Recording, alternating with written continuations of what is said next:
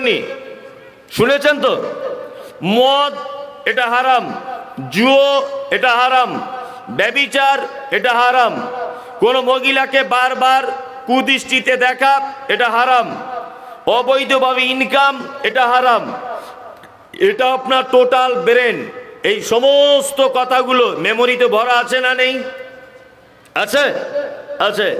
আচ্ছা, একটা লোক কাওয়ামারি গ্রামের উঠে বলুন তো দেখি যে গত জুম্মা থেকে আর আগামী যে জুম্মাটা আসছে এই জুম্মা এক সপ্তাহ আমি আমার আমার সেক্রেটারি যেমনভাবে চলতে বলেছে আমি আমার পাকে সেই রাস্তায় পরিচালিত করেছি, আমি আমার হাতকে সেই কাজে লাগিয়েছি, আমি আমার চোখকে সেই জিনিস দেখেছি, আমি আমার মুখকে সেই জিনিস থেকে বিরত রেখেছি, আমি আমার হাতকে সে হারাম জিনিস থেকে কন্ট্রোল করেছি।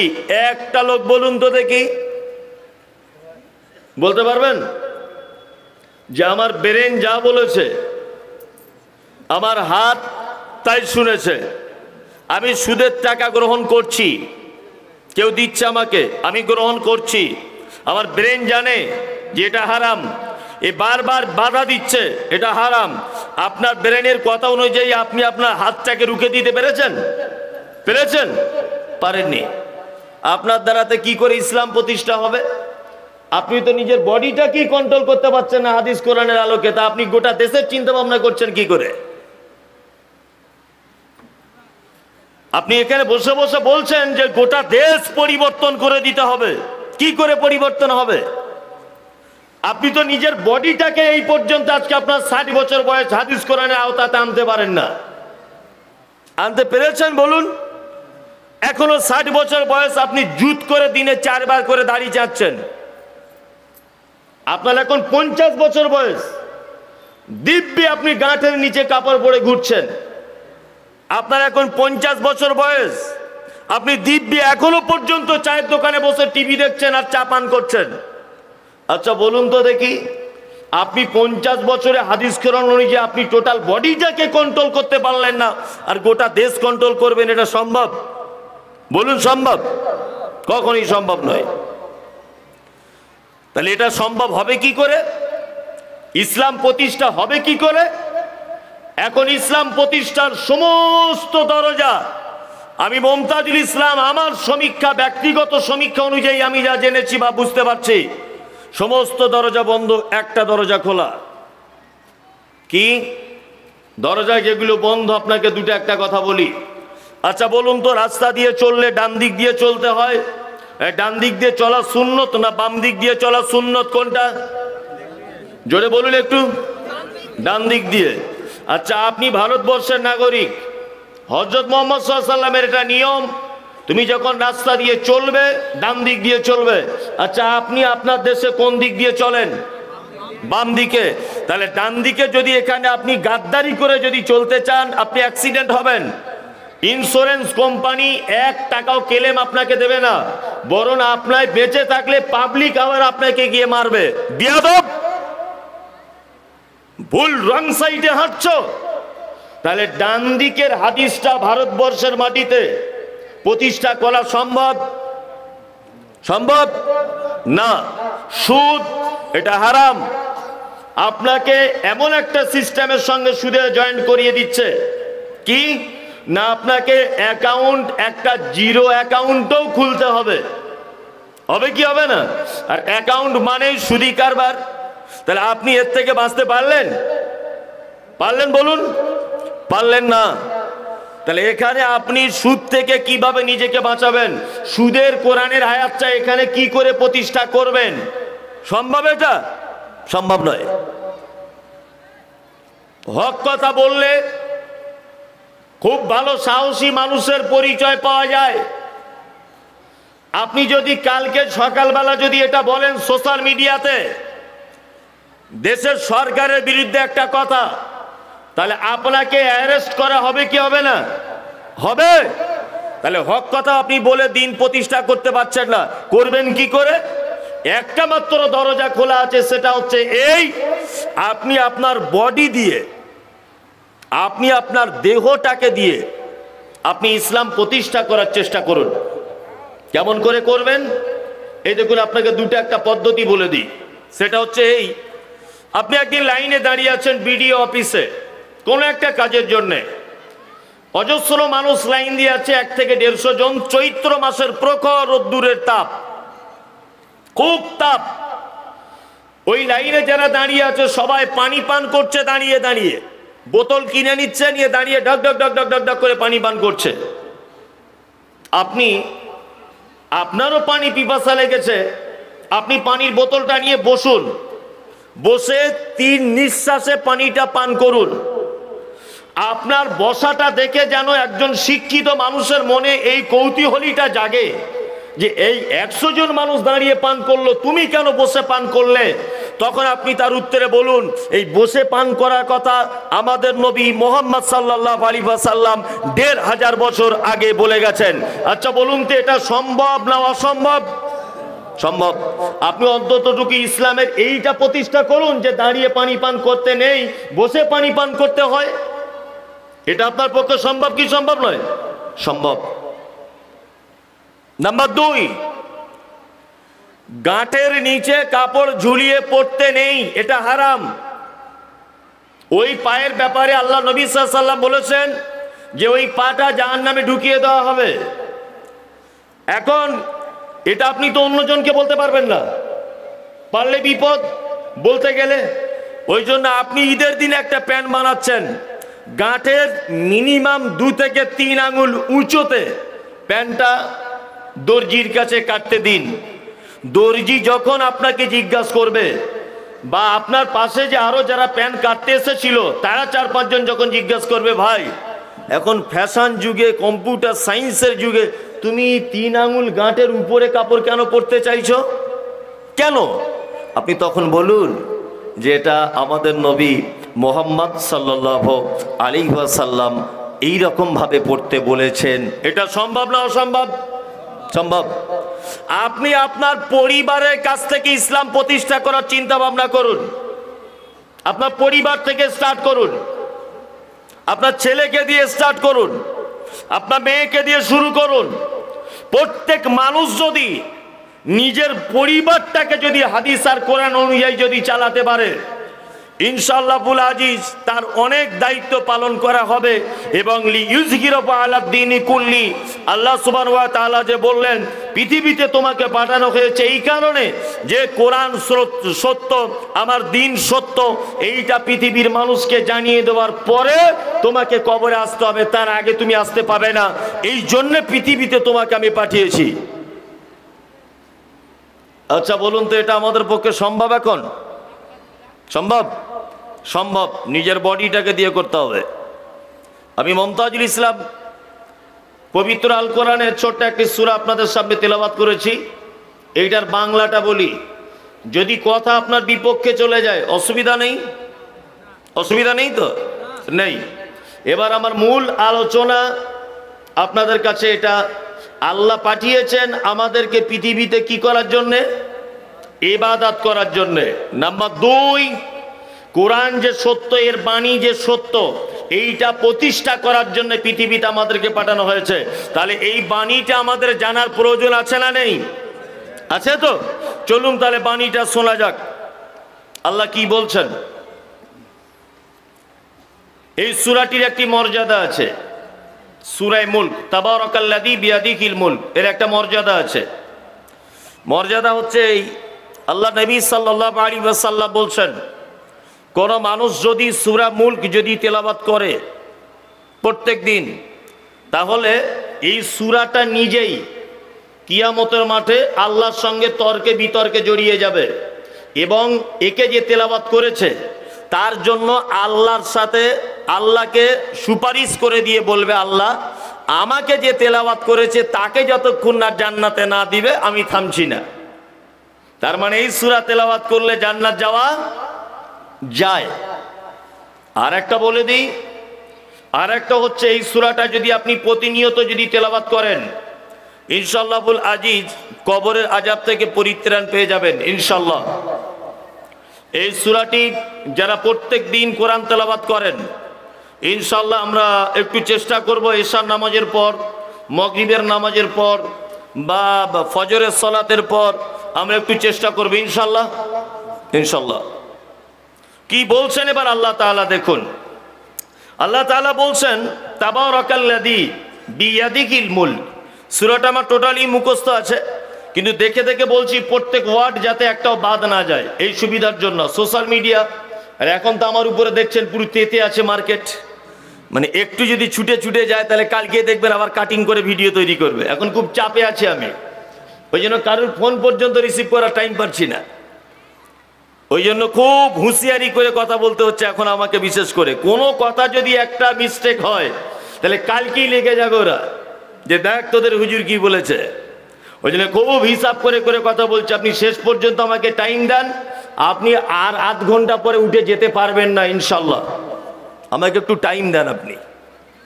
আল্লাহ তাআলা বলছেন তাবারাকাল্লাযী বিয়াদিহিল মুলক। বরকতপূর্ণ ওই আল্লাহর হাত, যার হাতে আছে সারা পৃথিবীর রাজত্ব। কার হাতে আছে রাজত্ব? জোরে বলুন আল্লাহ। আল্লাহ আল্লাহ সারা পৃথিবীর নিয়ন্ত্রণ করেন কে? আল্লাহ। কিছুদিন আগে আমফান ঝড় হয়েছিল। আমার আল্লাহ যখন ঝড়ের কোনো আযাব দেয়, ওই আযাবটা কিন্তু মালদা মুর্শিদাবাদ এদিকে খুব একটা হবে না। কারণ আছে, মানে এতে একটা বিজ্ঞানেরও একটা ব্যাপার আছে, আর এতে আল্লাহর একটা মারাত্মক রণকৌশল আছে। রণকৌশলটা কি? এই দিকে যত যাবেন দেখবেন কোনো জঙ্গল নেই, কোনো জঙ্গল নেই, সব মানুষের বসবাস, তাই না? হ্যাঁ। আর আপনি এই দিকে যত যাবেন, আমাদের কলকাতা পার করি, উত্তর 24 পরগনা, দক্ষিণ 24 পরগনা, শুধু জঙ্গল আর সমুদ্র। আর কি দেখতে পাবেন আপনি? আর দেখতে পাবেন সুন্দরবন, তাই না? ওই জন্য বঙ্গোপসাগরে যখন ঘূর্ণিঝড়ের উৎপন্ন হয়, ওইখান থেকে ঘূর্ণিঝড়টা ছাট করে চলে গিয়ে কলকাতার উপর দিয়ে উত্তর দক্ষিণ 24 পরগনার উপর দিয়ে চলে যায় একেবারে সুন্দরবনের ভিতরে। আল্লাহ জানে এই ঝড়টা যদি সাগরের এদিক থেকে ঘুরিয়ে মালদার দিকে দিই, তাহলে মালদাতে অসংখ্য মানুষ বসবাস করে, এরা মারা যাবে। ওই জন্য ঝড়টা আল্লাহ সুবহানাহু ওয়া তাআলা মোকাবেলা করার জন্য সুন্দরবনের আগাছার ভিতরে ঢুকিয়ে দেয়, সুন্দরবনের সঙ্গে মোকাবেলা চলে। তা আমাদের ওখানে আমফান ঝড়ের জন্য মাইকিং করা হচ্ছিল, বিডিও অফিস থেকে মাইকিং চলছে, যাদের যাদের কাঁচা বাড়ি দুতলা বাড়িতে উঠে যাবেন, গরু ছাগল গৃহপালিত পশু তাদের গলার দড়ি খুলে দিবেন। যারা মাটির বাড়ি, আপনারা মাটির বাড়িতে থাকবেন না। এত কিলোমিটার গতিতে ঝড় আসছে, শিশুরা ফাঁকে বার হবেন না। বাড়িতে যদি বড় কোনো সুপারির গাছ নারকেল গাছ থাকে, আগে থেকে কেটে দেওয়ার ব্যবস্থা করুন, না তো বড় বিপদে পড়ে যাবেন। তা ভালো, সবাই সাবধান হচ্ছে। এখন আমার তো ছাদের বাড়ি, আমিও সাবধান হয়ে গেলাম। আবার নিজের চোখে দেখার কথা বলছি, আল্লাহর কসম করে বলছি, মিথ্যা কথা নয়। কেউ যদি থাকে আপনার 24 পরগনা বন্ধু বান্ধব জিজ্ঞাসা করবেন। আমার বাড়িতে একটা আমাদের পুরাতন একটা মুদিখানার দোকান আছে, এই রকম মোটা লোহার পাইপ দিয়ে পেরেক ছাঁটানো আছে দোকান ঘরটা। এই পাইপটা প্লাস্টার ইটের গাঁথনি সহ তুলে নিয়ে ওই 20 ফুট দূরে গিয়ে ফেলে দিয়েছে। আমি নিজের চোখে দেখা এটা। এই বড় বড় আম গাছ একা ধরা যায় না, গোড়া সহ তুলে গিয়ে ওই 20-50 কিলো মানে ফুট দূরে গিয়ে ফেলেছে। নিজে চোখে দেখা এগুলো। আমার গ্রামের একটা সব থেকে মানে বয়স্ক মানুষ, 105-7 বছর বয়স, আমাদের দাদু হয় সম্পর্কে, জিজ্ঞাসা করলাম, দাদু এরকম ঝড় দেখেছো? বলছে আমার বাপের মুখেও কোনোদিন শুনিনি। এর নাম আমফান। আমফান ঝড় যখন হচ্ছে তখন মাইক আবার বারবার একটা কথা বলছে, টেনশনের কোনো ব্যাপার নেই। মা বোনেরা খালারা ভালো করে শুনুন, রাজ্য সরকার 60,000 পুলিশ মোতায়েন করেছে মোকাবেলা করার জন্য। কি বলছি বুঝতে পারছেন না? আবার ওদিকে কেন্দ্র নরেন্দ্র মোদী বলছে আমি দিলাম 40,000, 17টা হেলিকপ্টার মোকাবেলা করবে। মনে মনে বলছি তোদের মোকাবেলা পাগল তো গাছে ধরে না। হ্যাঁ, থানার ছাদ পর্যন্ত উড়িয়ে নিয়ে চলে গেল, কই তোর ফোর্স আটকাতে পারলো না? পেরেছে? তা যা কিছু হয় এর টোটাল নিয়ন্ত্রণ করেন কে? আল্লাহ। আল্লাহ আল্লাহ। নাম্বার 2, একটা কথা জেনে রাখবেন। আচ্ছা বলুন তো, আল্লাহ আকার না নিরাকার? আচ্ছা দাঁড়ান, একসঙ্গে বললে হবে না। নিরাকার যারা তারা একবার হাত তুলুন তো, তুলুন। আরে ভাই লজ্জা কেন করছেন? আপনি বলছেন নিরাকার, আচ্ছা। আর আকার যারা, আমিও আকারের দলে, ওই জন্য আমিও তুললাম, আমিও দলে। এই দেখুন আল্লাহ তাআলা বলছেন ইয়াদুন বিয়াদিহি, আমার হাতে আছে, আমার হাতে। আল্লাহ নিজের হাতের কথা বললেন কি বললেন না? বাংলা কোরআন অ্যাপ চালু করুন, আল্লাহর হাত আছে। নাম্বার 2, যারা বলছেন যে আল্লাহ নিরাকার, সূরা রহমান খুলুন, আল্লাহ তাআলা বলছেন কুল্লু মান আলাইহা ফান, পৃথিবীতে যা কিছু আছে সমস্ত কিছু ধ্বংস হয়ে যাবে। ওয়ায়াবকা ওয়াজহু রাব্বিকা যুল জালালি ওয়াল ইকরাম, শুধুমাত্র বাকি থেকে যাবে আমার চেহারা, অর্থাৎ আমি নিজে। ওয়ায়াবকা ওয়াজহুন, ওয়াজহুন মানে কি? চেহারা, তাই তো? এটা একটা গেল। 2, আল্লাহ তাআলা বলছেন সামিউম বাসীর, আমি শুনতে পাই, আমি দেখতে পাই। আল্লাহর পা আছে। এই দেখুন পবিত্র কোরআন মাজিদ আল্লাহ তাআলা সূরা কাফের ভিতরে বলছেন ইয়াওমা নাকুলু লিজাহান্নাম হালিম তালাত ওয়া তাকুলু হাল মিন মাজিদ, জাহান্নামকে যখন আল্লাহ তাআলা বলবে তোমার পেট ভরেছে, জাহান্নাম বলবে না পেট ভরেনি, আর কিছু লাগলে ভালো হয়। আল্লাহ বলছে দে আমার পা দিয়ে দিই, তখন জাহান্নাম বলছে কত, যথেষ্ট, আর লাগবে না। আল্লাহ এখানে পা ব্যবহার করছেন, তার মানে পাও আছে। এখন এই জায়গাটাতে একটা কথা যে আল্লাহর পাটা কেমন, লাইসা কামিসলি শাইউন, এই ব্যাপারে আল্লাহ ভালো জানে। এই ব্যাপারে কি আল্লাহ ভালো জানে। আর আল্লাহর চোখটা কেমন, যেমন তেমন। আল্লাহর হাতটা কেমন, যেমন তেমন, কারো মতো নয়, তবে আছে। এক, আমাদের সমাজে দুটি কথা নিয়ে খুব দ্বন্দ্ব, আর আমি মুমতাজুল ইসলাম এইসব ব্যাপারগুলোতে বিতর্কিত। তার মধ্যে একটা বক্তব্যে বলেছিলাম আল্লাহ আকার আছে, এখানে তো কম বললাম, সেখানে প্রায় 40 মিনিট শুধু আল্লাহর আকার নিয়ে আলোচনা হয়েছে। তার মাঝখানে আর একটা বিতর্কিত হলাম যে নবী নূরের না নবী মাটির।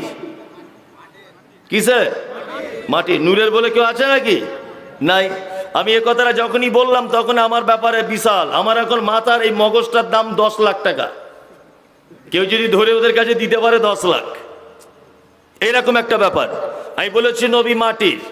হ্যাঁ, আর আল্লাহ নবী সাল্লাল্লাহু আলাইহি ওয়াসাল্লাম নয়, স্বয়ং আল্লাহ পবিত্র আল কোরআনের ভিতরে বলছেন যে আমি নবী সাধারণ মানুষ, ডিফারেন্স এতটুকুই যে ওনার কাছে ওহী আছে, এমনি মানুষের কাছে ওহী আসে না, তবে উনি মানুষ হিসাবে সাধারণ নয়, অসাধারণ।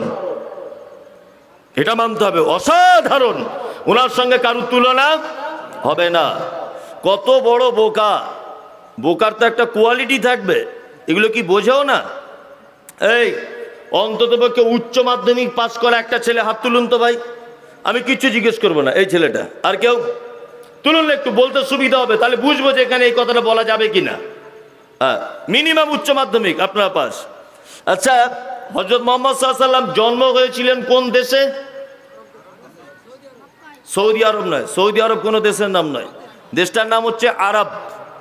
সৌদ ওদের দেশের রাজা, রাজার নামটা জুড়ে দিয়েছে ওতে, পরবর্তীতে যে রাজা হবে আবার তার নাম জুড়ে দেবে। দেশটার নাম আরব, কোরআনে যে শব্দ এসেছে আরব।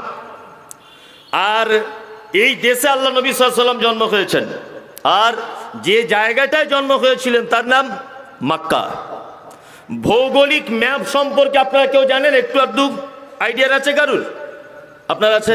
আচ্ছা, ভৌগোলিক ম্যাপে বাবু তুমি বলো তো যে আরবটা পৃথিবীর কোন দিকটায়? একদম মাঝখানে? ইয়েস, একদম মাঝখানে, একদম মাঝখানে। এটা কে বলবে ভাই এসব কথাগুলো? আমি যখনই এইগুলো একটু ভিতরে ঢুকে বলতে যাচ্ছি তখনই আমাকে বলছে ও রাজমিস্ত্রি কাজ করে। দেখবেন মোবাইলে বলছে, যখন এইগুলো বলতে যাচ্ছি তখন বলছে ও রাজমিস্ত্রি কাজ করে। আরে রাজমিস্ত্রির কাজই আমি করি ধরে নাও, তা আমি রাজমিস্ত্রি হয়ে এরকম ভাবে ভিতরে ঢুকে বোঝাতে পারছি, আর তুমি সারা জীবন ধর্মের মিস্ত্রি, বড় পাঞ্জাবি পরে তাবিজ লিখছো, হারামখোর। হ্যাঁ, আমি রাজমিস্ত্রি। তাহলে একটা জিনিস জানা হয়ে গেল যে ভৌগোলিক দিকে যদি আপনি দেখতে চান তাহলে মক্কাটা পৃথিবীর একদম মিডিল পয়েন্ট। কি বললেন বুঝলেন? এবার আপনাকে বলছি, আচ্ছা হযরত মুহাম্মদ সাল্লাল্লাহু আলাইহি ওয়াসাল্লামকে মক্কাতে কেন জন্মগ্রহণ করা হলো?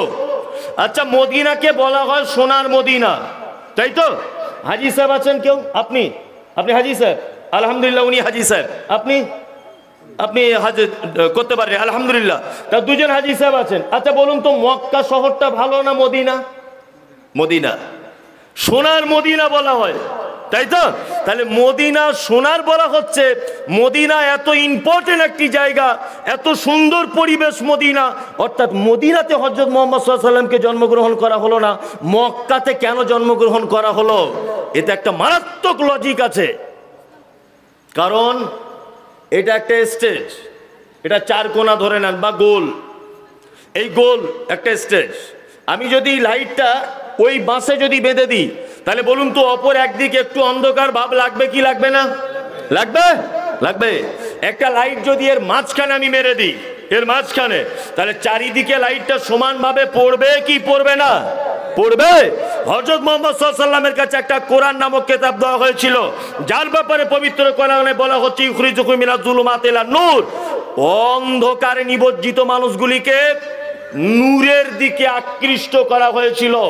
এই নূর অর্থাৎ আলোর দিকে বার করে এনেছিলেন হযরত মুহাম্মদ সাল্লাল্লাহু আলাইহি ওয়াসাল্লাম। তা কোরআনকে নূর বলা হয়েছে, এখানে কোরআনকে কি বলা হয়েছে? নূর। তাহলে এই নূর নামক কিতাবটা, এই নূর নামক বইটা দেওয়া হয়েছে হযরত মুহাম্মদ সাল্লাল্লাহু আলাইহি ওয়াসাল্লামের কাছে। সারা পৃথিবী যখন অন্ধকারে আচ্ছন্ন, বিবাহ করতে হয় নিজের বেটির সঙ্গে করে, বিবাহ করতে হয় নিজের ফুপুর সঙ্গে করে, বিবাহ করতে হয় নিজের বেটির সঙ্গে করে, বিবাহ করতে হয় নিজের বোনের সঙ্গে করে, এই রকম এক বর্বরতার যুগে হযরত মুহাম্মদ সাল্লাল্লাহু আলাইহি ওয়াসাল্লামকে মক্কার মিডিল পয়েন্টে একটা কিতাব দেওয়া হলো। তাতে করে বোঝানো হয়েছে এই যে মিডিল পয়েন্টে এই কারণে দেওয়া হলো, এর আলো, এর জ্যোতিটা, এর জ্ঞানটা যেন সারা পৃথিবীব্যাপী যেন ছড়াতে পারে। বোঝাতে পেরেছি আপনাকে? এবার আর একটা জিনিস বোঝাই। আমি একদিন হঠাৎ কাওয়ামারি গ্রামে এসেছি, খুব ভালো করে বুঝবেন। এটা বলছি আজ থেকে 30 বছর ব্যাকে, তখন আমার জন্ম হয়নি, উদাহরণটা দেওয়ার জন্য বলছি। 30 বছর আগে আমি এই গ্রামে এসেছি। আমার জন্ম 1990 সালে, আমি এসেছি 1980 সালে আপনাদের গ্রামে। আমি খুব ধনী লোক, বড় বক্তা, কোটি কোটি কোটি কোটি টাকার মালিক, আর আমি সারা পশ্চিমবাংলার একজন নামী শিক্ষিত মানুষ। ধরে নেন অরিজিনালি আমি কোটি টাকার মালিক নয়, অরিজিনালি আমি 90 সালে জন্মগ্রহণ করেছি, 80 সালে নয়, অরিজিনালি আমি বড় শিক্ষিতও নয়, এটা বোঝানোর জন্য বলছি। তা আমি গ্রামে ঢুকেছি, আমার সঙ্গে 2 হাজি সাহেব আছেন, আমার গাড়িতে বসে আছেন। তা গ্রামে ঢুকে দেখছি কিছু ছেলে তারা তাস খেলছে, মোটামুটি 20-30টা ছেলে এক জায়গায় হয়ে। আর একটু দূরে দেখছি কিছু ছেলে বসে বসে গাঁজা টানছে। আরও দেখছি আর একটু দূরে কিছু মেয়েরা বসে বসে বিড়ি বাঁধছে আর গান গাইছে, পরনে ভালো জামা কাপড় নেই। তা আমি হাজি সাহেবকে বলছি, দেখুন গ্রামটা কি অন্ধকার। আচ্ছা বলুন তো, এখানে আমি অন্ধকার বলতে কি বুঝিয়েছি? বলুন, কথা বলুন। শিক্ষার অভাব। আমি এখানে বোঝাতে চাইনি যে এই গ্রামের ল্যাম্পপোস্ট নেই কেন, এটা আমি বোঝাতে চাইনি, চেয়েছি। তা আমি হাজি সাহেবকে যখন বলেছি গ্রামটা অন্ধকারে আচ্ছন্ন, তখন আমার এটা বলতে চাওয়ার উদ্দেশ্য যে গ্রামে শিক্ষার পরিবেশ নেই, শিক্ষার পরিবেশ নেই। তো হযরত মুহাম্মদ সাল্লাল্লাহু আলাইহি ওয়াসাল্লামকে নূর বলা হচ্ছে। এই পাগল কোথাকারে, নূর মানে লোকটা নূরের তৈরি নয়, ওর ভিতরে নূর ছিল। কি নূর? এই যে আল কোরআন। এই নূর দিয়ে অসভ্য জাতিকে সভ্যতার চরম শিখরে পৌঁছিয়েছিলেন। এর জন্য নবী মুহাম্মদ সাল্লাল্লাহু আলাইহি ওয়াসাল্লামকে নূর বলা হচ্ছে। আর এক শ্রেণীর পাগল তারা বলছে, কি বলছে? যে নবীকে নূরের তৈরি। কোরআনের কত অপব্যাখ্যা করছে দেখুন। পরশুদিন একটা হুজুর বক্তব্য রাখতে রাখতে একটা কথা বলছে, আপনি অবাক হয়ে যাবেন। এ কথা, যে কথা আপনি সহ্য করবেন কি করে? বক্তব্য রাখতে রাখতে বলছেন যে পবিত্র আল কোরআনে একটা শব্দ এসেছে, অনুনাজ্জিলু মিনাল কোরআন মা হুয়া শিফাউন ওয়া রাহমাতাল লিল মুমিনিন। আল্লাহ তাআলা বলছে, আমি কোরআনে এমন কিছু অবতীর্ণ করেছি, শিফা, তাতে রয়েছে আরোগ্য, এবং মোমেনদের জন্য এই কিতাবটা কি? করুণা, রহমত, দয়া, তাই তো? তা পরশুদিন একটা হুজুর বক্তব্য রাখতে রাখতে বলছে, এই কোরআনে তাবিজ জবার কথা বলা আছে। কোথায় বলা আছে? বলছে আল্লাহ তো বলছে অনুনাজ্জিলু মিনাল কোরআনে মা হুয়া শিফা। এই তো কোরআনে শিফা আরোগ্যর কথা বলা আছে। তাহলে এটা আপনি কি দিয়ে কে বোঝাবেন? আল্লাহ বলেছে কোরআনে এমন কিছু জিনিস আছে যা তোমাদের শিফা, রোগের ঔষধ। এটা কি রোগ? না ব্যভিচার, এটা সমাজে একটা রোগ, রোগ না? এর ঔষধ কি? না বিবাহিত যদি ছেলে মেয়ে হয় কোমর পর্যন্ত পুঁতে দিয়ে মেরে দিতে হবে, অবিবাহিত হলে 100 বেত্রাঘাত করতে হবে। এর যে কি ঔষধ, এই রোগের যে কি ঔষধ, এই ঔষধটা কোরআনের ভিতরে আছে। সুদ, এটা মারাত্মকভাবে হারাম, তাই তো? হ্যাঁ, এর ঔষধ কি?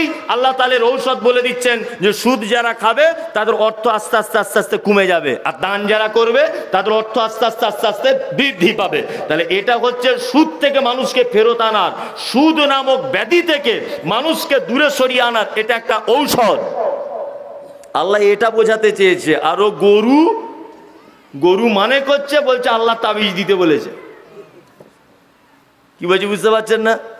এই তো ভণ্ডামি চলছে, সব ভণ্ডামি। এই দেখুন আল্লাহ তাআলা তারপরে কি বলছেন। তাহলে এতক্ষণ পর্যন্ত আপনাকে আমি বোঝালাম আল্লাহর হাতে আছে কি? সারা পৃথিবীর ক্ষমতা, বাদশাহী, তাই তো? তারপরে আল্লাহ কি বলছেন? ওয়া আলা কুল্লি শাইইন কাদির, আমি সমস্ত জিনিসের উপরে ক্ষমতাবান। আচ্ছা, এই ঈমানটা আছে আমাদের যে সমস্ত জিনিসের উপরে ক্ষমতাবান কে? কে? আল্লাহ। তবে এখানে আবার এক শ্রেণীর মানুষ তফসির করছে, তাদের তফসিরটা বলি তাহলে মজা লেগে যাবে। তারা বলছে যে আম গাছের একেবারে উপরের ডালে কি এমনিতে ওঠা যায়? তো যে কেন? বলছে ডাল ধরে ধরে তবে তো উপরে উঠতে হবে। আল্লাহকে এমনি ধরা যাবে না, কারোর মাধ্যমে তবে ধরতে হবে। বলছে কি বলছে না? হ্যাঁ বলতে হবে। তা আমি যদি ওই রকম গোদা বাংলাতেই বলি যে আম গাছে উঠবো না, আমি নারকেল গাছে উঠবো, ডাল ধরবো না। হ্যাঁ, যদি আমি এটা বলি যে আম গাছে ওঠার আমার দরকার নেই বাবা, আমি নারকেল গাছে উঠবো, তা ডাল ধরবো না আমি। হ্যাঁ, তা আমরা নারকেল গাছে ওঠা লোক, তোমরা আম গাছে ওঠা লোক, তোমাদের ডালের প্রয়োজন আছে। কি বললাম বুঝলেন না? এটা হচ্ছে এমনি কথা, আর বাস্তব যেটা সেটা কি? আপনাকে একটা কথা বলি। আচ্ছা, আল্লাহকে পেতে গেলে কি কোনো মাধ্যম সত্যি ধরা লাগে? লাগে বলুন? লাগে না। আপনাকে একটা যুক্তি সম্পূর্ণ কথা বলছি, খুব মনোযোগ সহকারে শুনবেন, দেখি আপনার ব্রেনে আমি ঢোকাতে পারছি কিনা। আচ্ছা, মানুষ কখন বলুন তো লোক ধরে দামি কোনো লোকের সঙ্গে দেখা করার জন্যে? লোক ধরে কখন?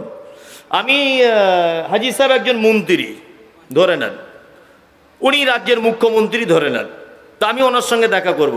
হাজী সাহেব জীবনে আমাকে চেনে না, চেনে না। কে? মমতাজুল ইসলাম। দেখা করবে, দরওয়ানে মেরে পায়ের খিল খুলে দিবে। খুলবে কি খুলবে না? তাহলে এনার সঙ্গে দেখা করতে গেলে ইনি এমএলএ, ওনার কাছে প্রথমে যেতে হবে, তাই তো? যে এমএলএ ভাই আপনি একটু দয়া করে মুখ্যমন্ত্রীর সঙ্গে দেখা করিয়ে দেন, আমি মমতাজুল ইসলাম খুব বিপদে পড়েছি। হ্যাঁ, আচ্ছা, যদি হাজী সাহেবের সঙ্গে আগে থেকে আমার পরিচয় থাকে তাহলে মাঝখানে আর লোক লাগবে? কথা বলুন, লাগবে না। তাহলে অপরিচিত মানুষ হলে তার কাছে লোক লাগবে। আচ্ছা, এবার আপনাকে বলছি, আল্লাহ, আমি মমতাজুল ইসলাম, আমাকে পৃথিবীতে পাঠিয়েছেন। আচ্ছা, এটা কি তিনি জানেন কি জানেন না? জানেন। আল্লাহর সঙ্গে আমার পরিচয় আছে না নেই? আছে তো। তা তার সঙ্গে যখন ডাইরেক্ট পরিচয় আছে, তাহলে মাঝখানে এমএলএ কেন ধরতে যাব? এই কথার উত্তরটা আপনি আগে আমার দেন। মাঝখানে তাহলে এমএলএ সাহেবকে ধরতে যাবো কেন? আমি ডাইরেক্ট মন্ত্রীর সঙ্গে কথা বলবো, এটাই তো। হ্যাঁ, এটা একটা কথা হলো। আর একটা ব্যাপার হলো এই যে আপনি কেন কারুর মাধ্যমে কিছু করতে যাবেন? আচ্ছা বলুন তো, একটা ফ্যামিলিতে একটা শিশুকে সব থেকে বেশি মারে কে? কে তার বেশি মারে? মা। মা, তাই না? আচ্ছা, তাই বলে কি আপনি আমি এটা বলতে পারবো যে মা হচ্ছে সব থেকে বড় বদমাশ? বলতে পারবো? পারবো না। মা মারে। আপনাকে একদিন খুব মেরেছে, খুব বুঝে উত্তরটা দেবেন। খুব মারা মেরেছে আপনার মা একদিন। মেরেছে কখন? সকাল 9টায়। 10টার সময়তে আপনার দুধ খাবার প্রয়োজন, আপনি তখন ছোট, 4 বছরের বাচ্চা, দুধের প্রয়োজন। তা আপনার দাদিকে গিয়ে বলছে, দাদি তোর পায়ে ধরে বলছে একটু মাকে বলে দে না একটু দুধ দিতে, খুব খিদে পেয়ে গেছে। আচ্ছা বলুন তো, বাচ্চাটা যদি তার দাদিকে গিয়ে বলে মাকে একটু বলে দে না যেন দুধটা আমাকে দেয়, তাহলে এই কথাটা দাদিকে বলার কারণে মা খুশি হবে না মা দুঃখ পাবে? কোনটা? দুঃখ পাবে। এই কথাটা দাদিকে বলা মানে হলো মায়ের মাতৃত্বের ভাগ একটু কমিয়ে দেওয়া। মা এটা চায় যে বেটা তোকে আমি মেরেছি অপরাধ করেছি বলে, তুই কেন দাদির কাছে গেলি?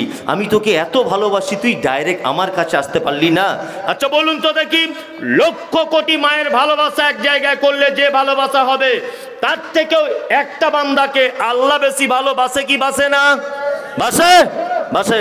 তাহলে মাঝে সাঝে আমাদের উপরে বালা মুসিবত আসে, কারো জ্বর হয়, কারুর বাচ্চা হয় না টোটালে চিকিৎসা করার পরেও, কারুর ছেলেটা হঠাৎ করে মারা গেল, কেউ হঠাৎ করে প্যারালাইসিসে। এই রোগ কে দেয়? আল্লাহ, আল্লাহ, আল্লাহ। তাহলে মারে মাঝে সাঝে কে? আল্লাহ।